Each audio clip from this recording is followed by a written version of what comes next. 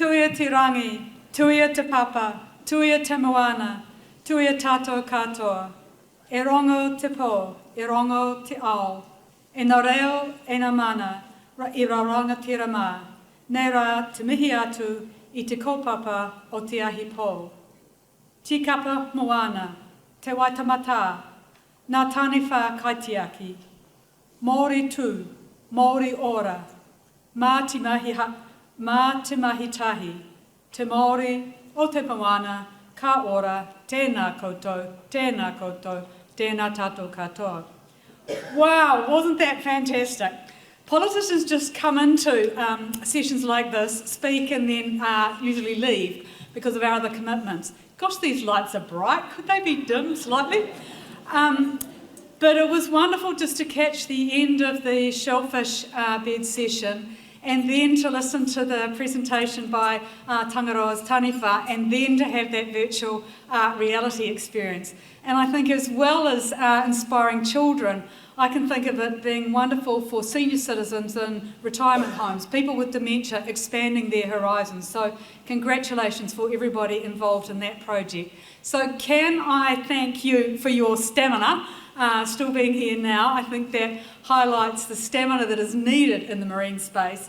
And thank you to the Hauraki Golf Forum, in particular Chair John Mewison, Deputy Chair Moana Tamariki Pohe, Alex Rogers, and all of you involved in putting this conference together. As an MP, as Minister for Conservation, I guess I have been quite frustrated by the slowness of change in the marine space, knowing the seriousness of our biodiversity crisis, knowing that our oceans are suffering, that fisheries are in collapse in some areas, and that the need for action is urgent. But making the machinery of government work faster and get things actually happening is a constant challenge. So just being here for an hour or so this evening and hearing some of the practical initiatives, the work that is going on to enable more New Zealanders to experience the taonga of Te Kapa Moana, to understand the significance of it in sustaining our well-being and its own intrinsic values has been enormously inspiring. And so as Minister of Conservation, the Hauraki Gulf Marine Park Act 2000 recognises the national significance and the unique international ecological importance of the Gulf. And of course that Act enshrines the protection and enhancement of life-supporting capacity of the natural and historic and physical resources of the Gulf, its cultural and historic associations. Right. And yet, despite all of the efforts of the Forum, it has been able to chart the continuing decline of the health of the Gulf. And yet we had the collaborative process, Tai Timu Tā Pāri, the sea change process, which resulted in that Marine Spatial Plan in 2016 with its 181 recommendations. So implementing those recommendations is taking some time, but this new government, we did, not so new now, we did dust it off, take it off the shelf, and start to get some progress there with the establishment of a ministerial advisory committee. So can I acknowledge the many people, mana whenua representatives, recreational and commercial fishers, farmers, aquaculture, infrastructure and environmental organisations who were involved in that collaborative sea change process. It was and it is an aspirational blueprint for Te Kapa Moana with those 181 recommendations. And so what the government has decided is Fisheries New Zealand and Department of Conservation to focus on the recommendations which are critical to central government. Hence the establishment of the Ministerial Advisory Committee with people who've got expertise in commercial and Māori fishing, fisheries management, environment, law, marine science, and 4 representatives from mana whenua in the Hauraki Gulf. So the task of the Ministerial Committee, and they had their first meeting in July, is to provide a sounding board for Fisheries New Zealand and Department of Conservation as they work through the sea change recommendations which are relevant to central government, and then also to prioritise the recommendations and advice to ministers. So really trying to drive that process a bit faster.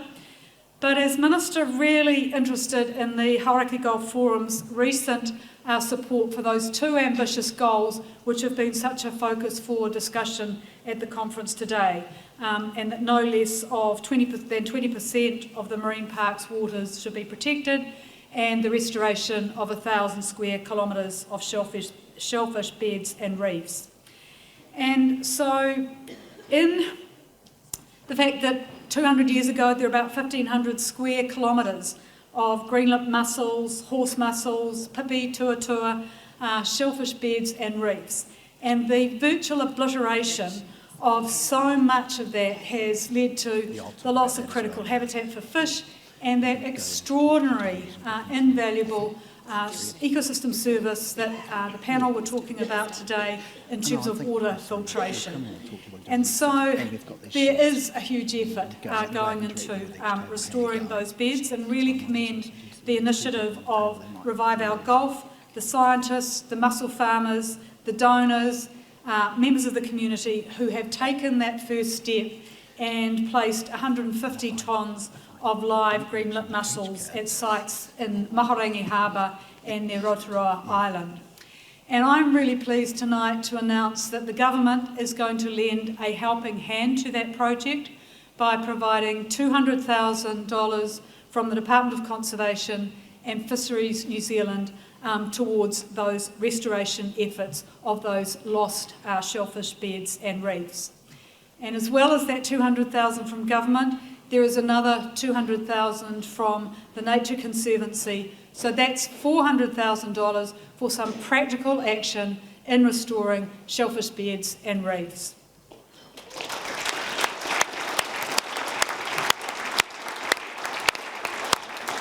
And the Nature Conservancy is also bringing its expertise from its restoration projects in Australia and the United States and trialling some of the new methods that they have used there.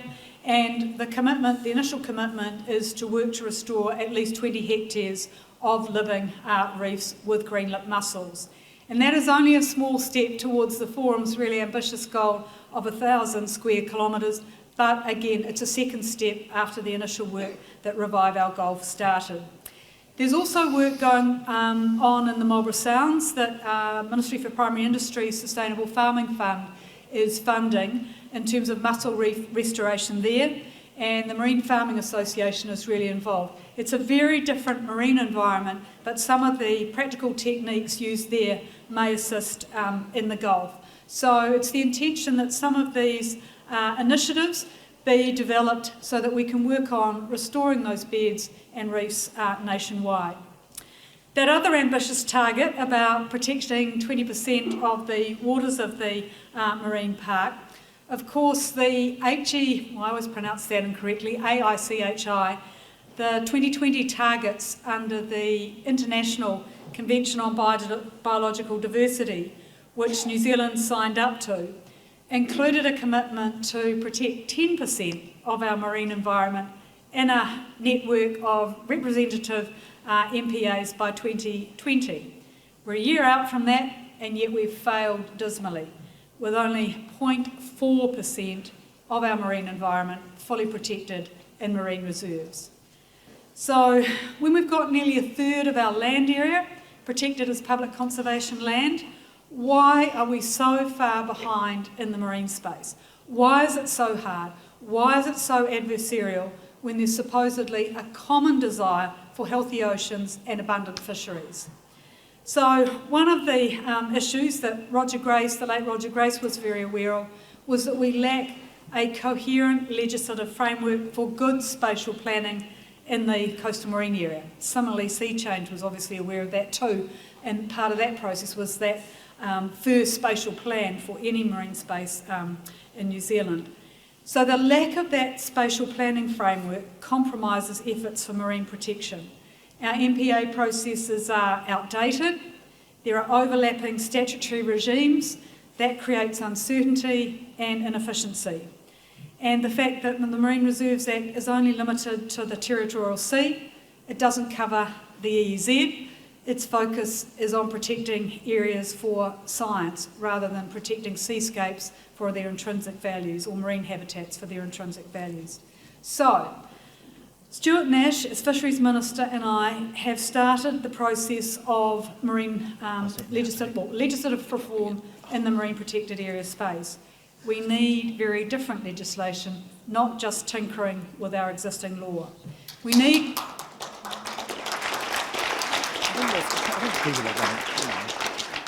Thank you. But it's the stamina that you've shown tonight by still being here is the stamina that we have needed to still be pushing for marine protected legislative reform, and we will continue to press for that so that we get an enduring solution and that we have methods of marine protection that strengthen iwi engagement and strengthen community involvement. So before there's any public consultation, government will be engaging very strongly with our treaty partners. But I'm heartened by the fact that when the former government started that consultation more generally in 2016, there was near unanimous public support for improving our approach to marine protection. So we have that public support, but when it comes down to establishing marine protected areas over particular areas of coastal habitat and sea space, it just becomes a very conflict-ridden process. We need to change that. So I recognise the huge frustration about the slowness. We are trying to drive change more quickly, and there will be public consultation. And then just briefly in conclusion, just touching on some of the government's other initiatives or DOC's other initiatives in the marine space. There's been quite a significant increase and investment in marine reserve compliance as a result of the increased funding for the Department of Conservation in Budget 2018 and 2019. There were 1,289 hours spent by DOC staff in patrols across Auckland's 5 marine reserves last summer, and that meant that staff, the ranger staff, were able to respond quite quickly to calls to DOC's hotline. It also meant that the rangers recorded 46 incidents of illegal activity in marine reserves, and 36 of those have gone on to prosecution, diversion or a warning. So the department, with more funding, more rangers in that space, is better able to take action to ensure that marine protection is actually enforced in our marine reserves. And it's also meant that the department's had more rangers that are able to go out and be advocates for marine protection. And just that is another part of the mosaic that the previous session on VR and all those ambassadors for marine protection and for the Hauraki Gulf Marine Park through schools. Because the summer rangers, just one of those rangers at the Long Bay Okura Marine Reserve, spoke to 24,000 members of the public, providing education and just talking about why marine protected areas are important.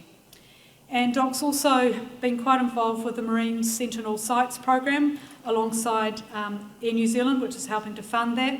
That means more research at sites like Long Bay Okura to better understand what happens to the marine environment with all these urban pressures in terms of things like sedimentation, what's happening with with changes in sea temperatures as a result of climate change. And the department's also working alongside concessionaires with the $100,000 that they provide through the Hauraki Gulf Cetacean Fund for their concessions, which rely very much on whale and dolphin watch, and then using the revenue from those concession fees to actually help fund more research. The final issue of significance is the work that the Department and Fisheries New Zealand are doing about a national plan of action on seabirds. Because in the Hauraki Gulf, both the black petrel and the flesh-footed shearwater are at high risk of bycatch from longline fisheries, and the National Plan of Action aims to take a holistic approach to seabird bycatch, to look at the risks to seabirds not just from domestic commercial fisheries, but also recreational fisheries and international fisheries, looking at the research that's been done to track seabirds, where they are feeding and where fishing boats are operating. And we need to do much more work in the diplomatic space to tackle those international fishers. So that National Plan of Action for Seabirds, the draft plan, will be up for consultation in the next couple of months. And another of the initiatives that the increased boat conservation funding has enabled is more fisheries liaison officers working in dock to work with individual fishing vessels and to talk to them about what are the key mitigation measures that they can use on their individual boats to reduce the risk of bycatch. So look forward to your engagement with that plan to help reduce the thousands of seabirds that die all around Aotearoa as a result of fishing each year. We've got to change that. So my vision, which I'm sure that you share, is for healthy oceans, abundant fisheries, the restoration to health of tikapa moana, mana whenua able to exercise kaitiakitanga, a network of representative marine protected areas, reduction in marine mammal bycatch of species like Hector's dolphin, Maui dolphin, and that the health of tikapa moana is secured for present and future generations. As you have heard in many sessions today, and as many of you are already doing, that requires mahi from everyone. It requires a committed effort, but I think from some of the initiatives that I've seen just in the short time I have been there, there is a huge effort going in to widen this understanding of the significance of tikapa moana and get that collaboration and commitment from a much wider group of people to restoring its health. Nō reira, tēnā koutou, tēnā tātou katoa.